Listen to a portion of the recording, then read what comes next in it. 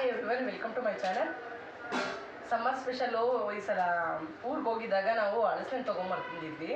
ಬರ್ತಾ ದಾರಿನಲ್ಲಿ ಹೈವೇನಲ್ಲೆಲ್ಲ ಹಣ್ಣುಗಳು ಮಾರ್ತಾ ಇರ್ತಾರಲ್ಲ, ಅಲ್ಲೆಲ್ಲ ಫ್ರೆಶ್ ಆಗಿ ತೋಟದಿಂದ ಕಿತ್ಕೊಂಡಿರೋ ಹಣ್ಣುಗಳು ಇರುತ್ತೆ. ಹಂಗಾಗಿ ಚೆನ್ನಾಗಿರುತ್ತೆ. ಇಲ್ಲಿ ನಮ್ಮ ಬೆಂಗಳೂರಲ್ಲೆಲ್ಲ ಸ್ವಲ್ಪ ರೇಟ್ ಜಾಸ್ತಿ ಹೇಳ್ತಾರೆ. ಅಲ್ಲಿಂದ ಬರುವಾಗ ಹಣ್ಣು ಚೆನ್ನಾಗಿರುತ್ತೆ ಅಂದ್ಬಿಟ್ಟು ಊರಿಂದ ಬರುವಾಗ ಸ್ವಲ್ಪ ಹಣ್ಣು ತೊಗೊಂಬಂದಿದ್ವಿ. ಹಲಸಿನ ಬಂದು 2 ದಿನ ಆಯಿತು. 2 ದಿನ ಆದಮೇಲೆ ಹಣ್ಣಾಗಿದೆ. ಈಗ ಮಕ್ಕಳೆಲ್ಲ ಸೇರ್ಕೊಂಡು ಈಗ ನಾಳೆಲ್ಲ ಮೇ ಫಸ್ಟು ರಜಾ ಇದೆಯಲ್ಲ, ಸ್ವಲ್ಪ ಈಗೆಲ್ಲ ಹಣ್ಣು ಕಟ್ ಮಾಡಿದ್ರೆ ಇವತ್ತು ಸ್ವಲ್ಪ ಅರ್ಧ ನಾಳೆ ಅರ್ಧ ಎಲ್ಲ ಯೂಸ್ ಮಾಡ್ಬೋದು ಅಂದ್ಬಿಟ್ಟು ಹಣ್ಣು ಕಟ್ ಮಾಡೋಣ ಅಂತ ಕುತ್ಕೊಂಡು ಹಣ್ಣು ಕಟ್ ಮಾಡ್ತಾಯಿದ್ದೀವಿ. ಈ ಹಣ್ಣು ಕಟ್ ಮಾಡೋದು ನಾವು ನೋಡ್ಬಿಟ್ಟು ನನಗೆ ಹಳೆಯದೆಲ್ಲ ನೆನಪಾಗ್ತಾಯಿತ್ತು. ನಮ್ಮಪ್ಪ ಹೇಗೆ ಅಂದರೆ, ಅವರು ನಾವಿದ್ದಿದ್ದು ಒಂದೂರಲ್ಲಾದರೆ ನಮ್ಮ ತಂದೆ ರೈಲ್ವೆ ಕೆಲಸದ ಮೇಲೆ ಬೇರೆ ಕಡೆ ಇದ್ದರು. ಅವರು ಯಾವುದೇ ಸೀಸನಲ್ಲಾದರೂ ಆ ಸೀಸನ್ ತಕ್ಕಂಗೆ ಹಣ್ಣುಗಳು ತೊಗೊಂಬರೋರು. ಕೆಲವೊಂದ್ಸಲ ಹಣ್ಣುಗಳು ಹೆಸರೇ ನಮ್ಗೆ ಗೊತ್ತಿರ್ತಿರ್ಲಿಲ್ಲ. ಹಂಗೆ ಎಲ್ಲ ಥರದ ಹಣ್ಣು ಎಲ್ಲ ಸೀಸನ್ನೂ ತೊಗೊಂಬರೋರು. ಈ ಹಲಸಣ್ಣಂತೂ ಅವರು ಒಂದು ಹತ್ರ ಕುತ್ಕೊಂಡು ಸುತ್ತಲೂ ಮಕ್ಕಳನ್ನೆಲ್ಲ ಕೂರಿಸ್ಕೊಂಡು ಹಣ್ಣು ಕಟ್ ಮಾಡೋರು. ಅವ್ರಿಗೆ ಒಂದೊಂದು ಪೀಸ್ನ ಕಟ್ ಮಾಡಿ ಕೊಟ್ಟರೆ ಅದನ್ನು ಬಿಡಿಸೋದು, ಅದನ್ನು ಕಿತ್ತಾಡ್ಕೊಂಡು ತಿನ್ನೋದು, ಅದೆಲ್ಲ ಚೆನ್ನಾಗಿತ್ತು. ಅದೆಲ್ಲ ಒಂಥರ ಹಳೆ ಮೆಮೊರಿಗಳು ಚೆನ್ನಾಗಿತ್ತು ಅಂತ ಅನಿಸ್ತಿತ್ತು. ಇವತ್ತು ನಮ್ಮನೆ ಹಣ್ಣು ಕಟ್ ಮಾಡ್ತಿದ್ದಾರೆ, ನಾನು ಬಿಡಿಸ್ಕೊಡ್ತಾ ಇದ್ದೀನಿ. ನನ್ನ ಮಕ್ಳುಗಳು ಮೇಲೆ ಕೂತ್ಕೊಂಡು ಇವತ್ತು RCB ಮ್ಯಾಚ್ ಇದೆ, ಮ್ಯಾಚ್ ನೋಡ್ಕೊಂಡು ಹಣ್ಣು ತಿಂತಾ ಇದ್ದಾರೆ. ಅದೆಲ್ಲ ಹಳೆಯದನ್ನೆಲ್ಲ ನೆನೆಸ್ಕೊತಾ ಇದ್ವಿ. ಹಾಗೆ ನಿಮ್ಮ ಜೊತೆ ಇದನ್ನೆಲ್ಲ ಶೇರ್ ಮಾಡೋಣ ಅಂತ ಅಂದ್ಬಿಟ್ಟು ವಿಡಿಯೋ ಮಾಡ್ಕೊತಾ ಇದ್ದೀವಿ. ಹಣ್ಣು ಮಾತ್ರ ಹಣ್ಣು ಕಟ್ ಮಾಡೋಕ್ಕಿಂತ ಮುಂಚೆ ಹಲಸಿನ ಹೆಂಗೆ ಅಂತಂದರೆ, ಹಣ್ಣಾಗ್ಬಿಟ್ರೆ ಮನೆ ತುಂಬ ಸ್ಮೆಲ್ ಬರ್ತಾ ಇರುತ್ತೆ.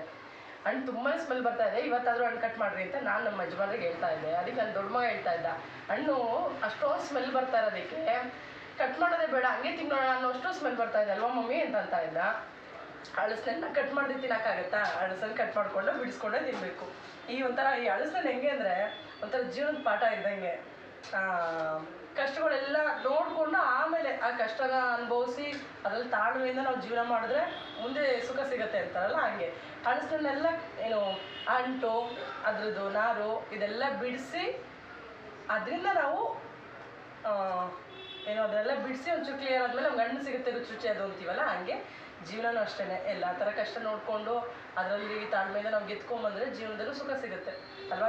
ಎಲ್ಲದರಲ್ಲೂ ಒಂದೊಂದು ಪಾಠಗಳಿರುತ್ತೆ, ನಾವು ಕಲ್ತ್ಕೋಬೇಕಷ್ಟೇ. ಇದೊಂಥರ ಚೆನ್ನಾಗಿದೆ ಅಂತ ಅನ್ನಿಸ್ತು ಇವತ್ತಿನ ಮೆಮೊರಿ, ಇವತ್ತಿನ ಮಾತುಕತೆ. ಹಾಗಾಗಿ ಅದು ನಿಮ್ಮ ಜೊತೆ ಶೇರ್ ಮಾಡ್ಕೊಳ್ಳೋಣ ಅಂತ ಎಲ್ಲ ವೀಡಿಯೋ ಮಾಡ್ಕೋತಾ ಇದ್ದೆ. ನಮ್ಮನೆಯವರು ಅಂಟು ಅಂತೇಳಿ ಚೆನ್ನಾಗಿ ಕೈಗೆಲ್ಲ ಎಣ್ಣೆ ಹಚ್ಕೋತಾ ಇದ್ದಾರೆ. ಈವ್ನಿಂಗ್ ಆಗಿರೋದಕ್ಕೆ ಎಲ್ಲರೂ ಸ್ವಲ್ಪ ಫ್ರೀಯಾಗಿ ಸಿಕ್ಕಿದ್ದೀವಿ.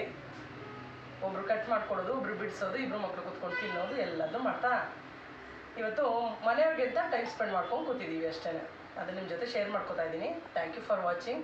ಮಿಸ್ ಮಾಡಿದೆ ನನ್ನ ವೀಡಿಯೋಗಳನ್ನ ನೋಡ್ತಾ ಇರಿ. ಹಾಗೆ ಯಾರೆಲ್ಲ ಸಬ್ಸ್ಕ್ರೈಬ್ ಮಾಡದೆ ನೋಡ್ತಾ ಇದ್ದೀರಾ ಅವರೆಲ್ಲ ಪ್ಲೀಸ್ ಸಬ್ಸ್ಕ್ರೈಬ್ ಮಾಡ್ಕೊಂಡು ನೋಡಿ, ಹಾಗೆ ನನಗೂ ಸಪೋರ್ಟ್ ಮಾಡಿ ಅಂತ ಕೇಳ್ಕೊತೀನಿ. Thank you for watching.